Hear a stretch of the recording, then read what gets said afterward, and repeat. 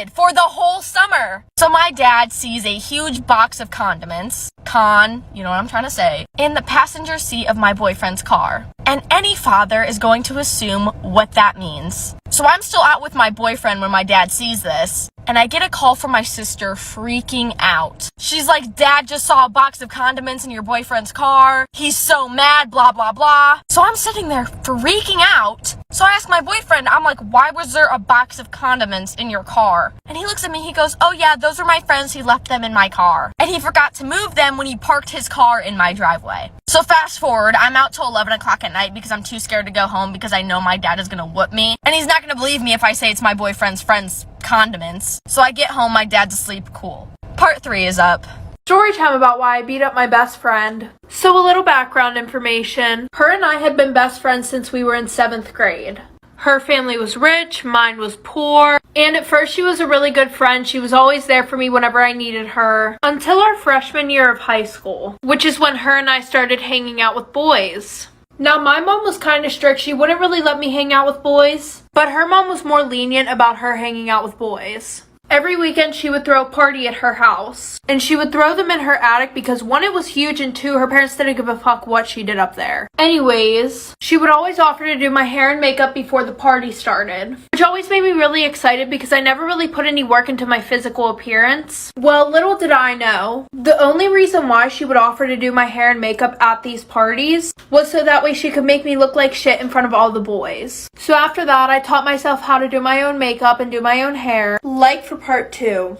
Part 2 about why I beat up my best friend. So like I said, I learned how to do my hair and makeup, and she went on vacation for like a month straight. Well, when she came home, she threw another party, and she was like, don't worry, after I'm done getting ready, I'll do your makeup and do your hair. And I was like, no, it's fine, I got it. She literally looks at me and she goes, are you sure? You don't really know how to do that. Like, it'll probably look really bad. And I'm like, why the fuck would you say that? She goes, no, like, I don't mean it to be rude. It's just that, like, I want you to look good in front of the boys and stuff like that. Like, sis tried to talk me into getting a shower for a full, like, 20 minutes. So after that, the whole night, she's literally being a pick-me girl. She's making all these comments about me in front of the boys, and I just keep brushing them off until her next party. We got ready, and I put on these expensive shoes that I had just bought, and she goes, wow, you just, like, really like to copy my style, don't you? So she starts making comments that whole night about how my family's poor and stuff like that, and she threw up all over my shoes. So I dumped the trash can that everybody had threw up in that night on her, punched her in the face, but like 2 months later, she came to my house and apologized. Story time about how my dad was on the news, and now everybody knows my last name. So a little background information. This all happened whenever I was in 6th grade. This all happened on a Tuesday night. So I had school the next day. Well, my dad had went to work earlier in the day. Well, around 10 o'clock at night, we hadn't heard from my dad all day, which was super weird for him because he was always home around 10 o'clock. And even if he wasn't, he still would have kept in contact with us and let us know where he was at. So at this point, my family and I were really scared, and we're thinking that something happened to him. I was calling and texting him, my mom was calling and texting him. My whole family was pretty much trying to get a hold of him. Like, we had called all the hospitals to see if he was there. We called police stations to see if he might have been in jail, or if they had his last name in the system. So nobody had heard or seen from him. So we all went to sleep that night hoping that he would show up in the morning. So the next day after I got home from school, my mom came home from work and she had told me about this phone call that she got. Like for part 2. Part 2 of how my dad was on the news, and now everybody knows my last name. So like I said, my mom had gotten home from work and she told me about this phone call that she got while she was at work. So apparently one of her coworkers called her and said, hey, I think I saw your husband on the news. So after that, she showed me the news article, and I couldn't even believe what I was reading. So I guess my dad had been drinking, and he went to an auto repair shop and stole a car, because I guess the keys were left in the door of the car. And what makes this even worse, the car that he stole had 2 guns in the trunk.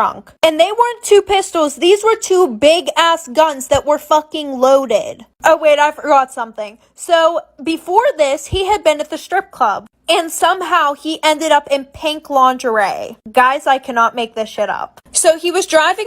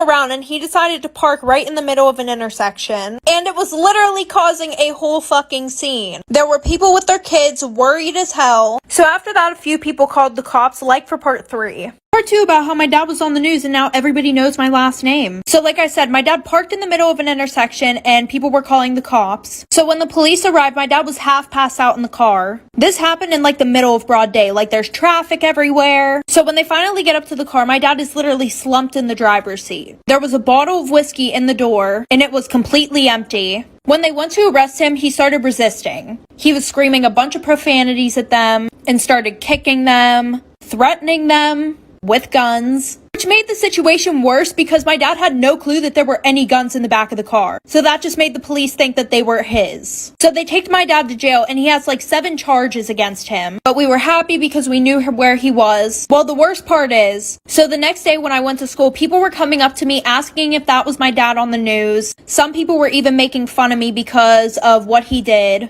And that's really fucking embarrassing for a 12-year-old. But it's okay, Dad, I still love you. Story time about my psychotic best friend. So we're gonna call this girl Gia.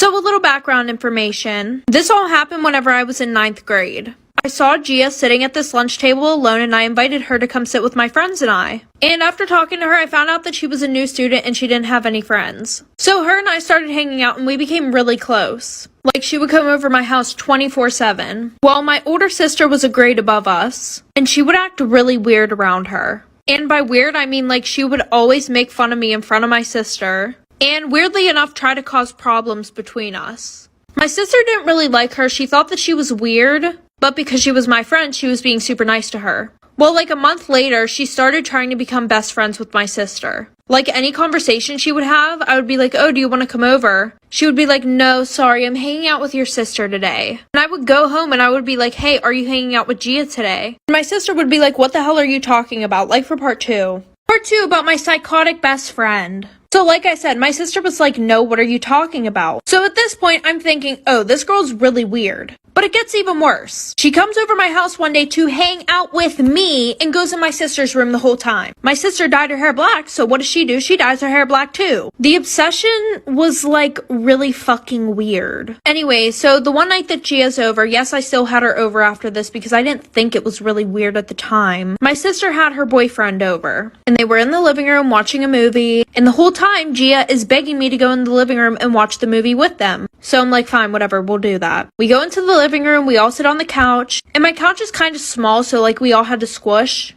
So she sits her ass right next to my sister's boyfriend. Well, my sister's boyfriend got up and started freaking the fuck out. Well, turns out that Gia was trying to touch him under the blanket. So I told her to leave. The next day, I got a whole paragraph of her saying that she just wanted to be like my sister because she never had an older sister. Story time about the toxic boy that I almost started dating. So a little background information. Him and I both met on a set of a movie that we were in. Well, a few days into filming, he asked me out. So of course I said yes. And it was literally the most amazing first date ever. So he asked for a second date and I said yes, of course. And the second date was terrible. He literally just tried to get in my pants the whole time. So then he asked me for a third date. And for some reason I said yes, hoping that it was not anything like the second date. And he didn't show up. So I pretty much got stood up.